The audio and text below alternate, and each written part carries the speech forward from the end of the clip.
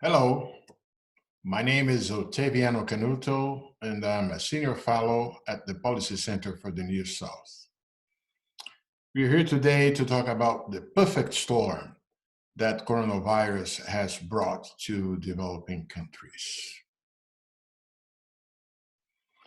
In a previous video, we approached why and how to flatten coronavirus curves of infection and recession is of utmost relevance. Developing countries have some features that will make it harder for them to flatten their domestic coronavirus curves of infection and recession. Furthermore, coronavirus has brought strong headwinds from the economies where it has ravaged previously this year. And developing countries have been hit by shocks coming from China, Europe, and the United States. Commodity prices, so relevant to many developing countries, have declined. Tourism has come to a halt. Remittance, also so important for many poor countries, are declining. And foreign capital flows to emerging markets and frontier markets have flowed out. We'll also give a look at some of the proposals to improve the role of the IMF as an international lender of last resort, so as to make it capable of supporting developing countries in the fight against coronavirus. We'll also argue that some form of debt relief will likely be necessary. So why one can say that it will be harder to flatten corona curves in developing countries?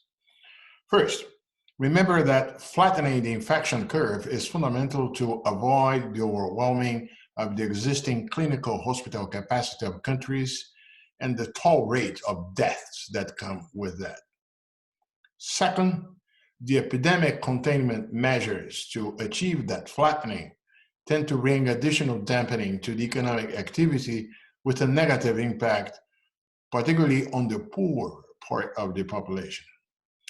That's why everywhere governments, which are the ultimate insurers against catastrophes like the one at play, have announced policy packages to minimize bankruptcies of solvent but illiquid enterprise, to minimize the unemployment wave, as well as to provide some income support to those poor people who are suddenly losing their sources of revenue.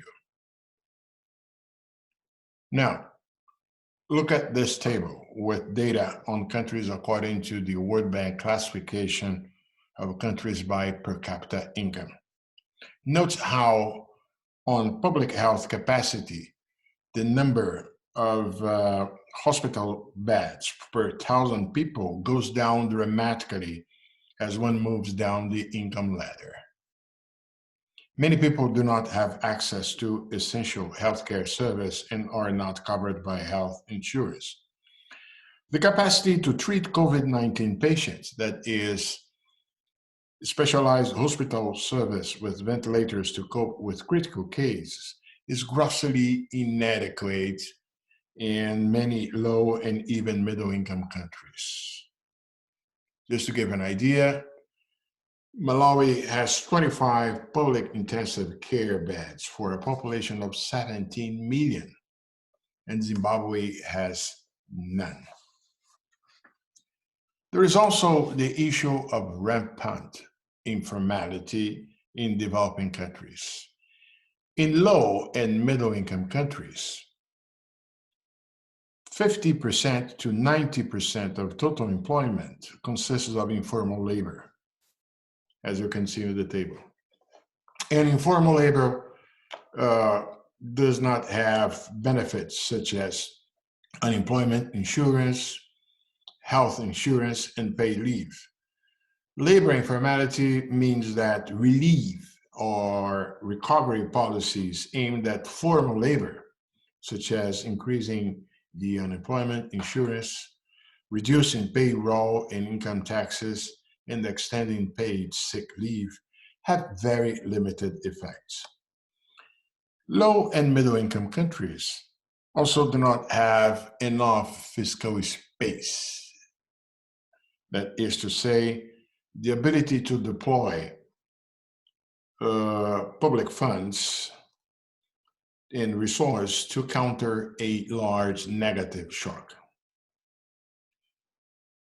They apparently do not have larger public debt to GDP ratios as compared to developed countries, but their debt is more subject to exchange rate and maturity risks. Also, you can see that their credit ratings is lower, and their financial markets are shallower.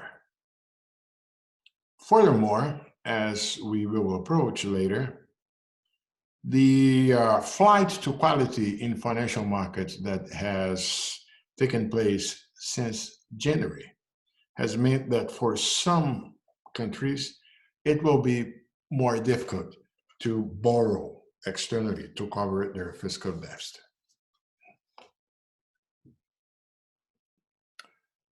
Social distancing policies are also harder to implement where a substantial part of the population of a country lives in slums, as the ones depicted in this chart. Selective isolation would also be hard to implement, given the lack of technology and government capacity to do it, like in Singapore and Germany. Well, and as I have said, it is a perfect storm. Even before the new coronavirus landed in its new front, Latin America, Africa, and much of Asia, the economic impact arrived before the epidemic itself. Tourism has collapsed. Remittance, so important to some developing economies, are dwindling. Many foreign workers in Western cities, think of those working as hotel staff, restaurant chefs, or drivers, have lost their jobs. Prices of commodities, so key for government revenues in many natural resource dependent developing countries, have also tumbled as compared to the end of last year, as you can see in the picture. The oil price downfall, aggravated by the tug of war between Saudi Arabia and Russia, hit hard on oil exporters in Africa and Latin America. And as you can see in the chart, emerging market assets have been dumped in a scale never seen before, what is reflected in the evolution of the MSCI Emerging Market Index. Well, the global economy has delved into a slump, and the pandemic and economic aspects of the coronavirus dynamics triggered shocks to financial markets in advanced countries. The prospects of deteriorated earnings and heightened uncertainty have led to a broad portfolio switch from risky assets to the safe haven of US short-term treasuries. And the dash for cash, accompanying the flight to safety, hard hit foreign capital flows to emerging markets and frontier markets. The search for safety, sparked by uncertainty and fear, has led to a strong wave of portfolio capital outflows from emerging markets. Heavy pressures toward depreciation of their currencies accompanied the winding down of both equity and debt positions that you were seeing in this chart. According to the Institute of International Finance, foreign investors took close to $100 billion out of emerging markets as the financial shock in advanced economies unfolded in the first weeks of March. It has been the largest portfolio capital outflow ever recorded. And if you have any doubt about the intensity of what has been happening, compare the outflows with previous episodes, including the global financial crisis of 2008, the the global financial crisis, the taper tantrum of 2013, in that episode of Scare about China's finance and capital outflows in 2015. Concerns about debt repayment capacity and the dollar liquidity needs of some emerging markets have particularly increased. This chart illustrates the point by highlighting some emerging markets where the sum of short-term foreign debt and current account deficits is larger or close to their liquid foreign exchange reserves. Argentina and Turkey, to the left here, stand out as the two countries with external funding needs in the short term not fully covered by liquid foreign exchange reserves. South Africa and Malaysia are not far behind, although with ratios below 100%. There is also the fragility associated with foreign exchange denominated debt as a share of GDP. The flight for safety has led to a dollar appreciation and made more acute a problem with scarcity of dollars that has recently plagued global finance. Funding costs and costs of hedging foreign currency exposure rose substantially by mid-March. Not by chance, the Federal Reserve Bank extended its web of foreign currency swap lines with other central banks, including emerging markets like Brazil and Mexico, while also reducing interest rates on existing swap lines. The exposure to foreign exchange debt denomination of emerging markets is illustrated in this chart. Even in the case where there has been less of a problem with currency mismatch between debt service and revenues, that is to say, those countries where debt is held by a private sector with foreign exchange revenues, the global economic and trade slump brings risks as it is impacting such revenues. In the case of poor developing countries, as the World Bank and the IMF have shown in recent works, they have built up high and unsustainable amounts of foreign debt in the recent past. Servicing that debt at a time of drought in source of refinance has become harder, particularly as commodity prices and tourism have slumped. And all this is happening at the same time as those countries need to face the task of flattening their domestic pandemic and recession curves.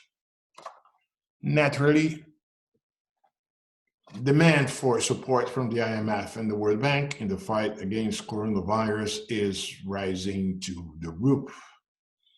And these institutions face a ceiling in terms of possibility of support, a ceiling that must be lifted. The IMF is being called to play its role as an international lender of last resort.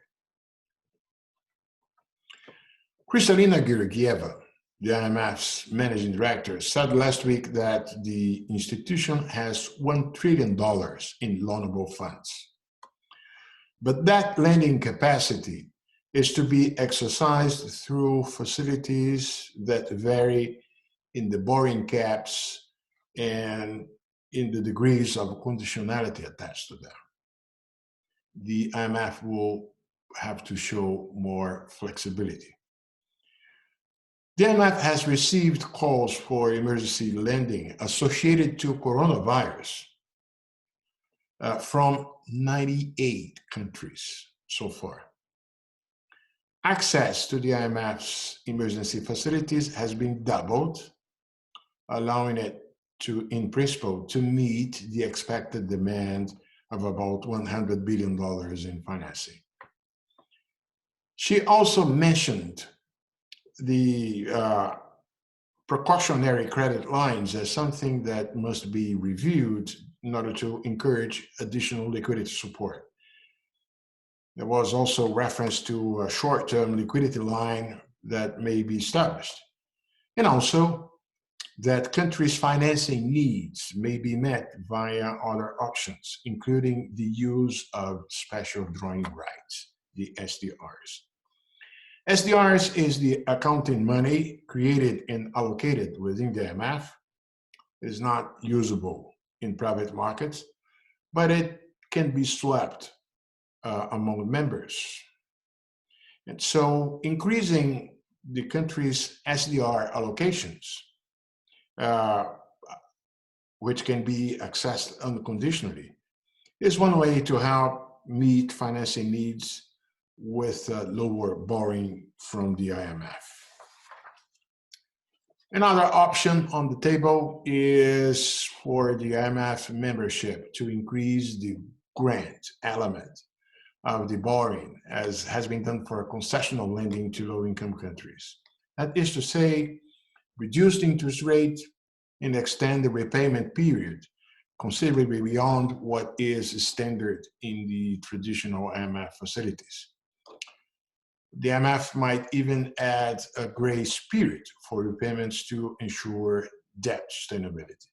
Now, talking about debt sustainability, the biggest impediment to the IMF using its $1 trillion lending capacity is that it needs to ensure that the borrowing country's debt is sustainable. The IMF cannot lend to a country knowing ex ante that doing so would make its debt unsustainable. And given the state of shock in financial markets and the large increase in fiscal deficits and debt that are likely to rise in developing countries, even if one assumes that global interest rates will remain close to zero for an extended period, it is unlikely that debt can be assessed to be sustainable for many countries where financing needs will be large. For the short term, the IMF and the World Bank have called for a standstill of debt service to official bilateral creditors for the world's poorest countries. But it should go beyond that. To head off the coming wave of sovereign defaults, a coordinated broad debt moratorium might be pursued. For those countries that requested such a freeze, the moratorium would suspend all sovereign debt repayments to private and public creditors, including emerging and developing economies that wanted to do so.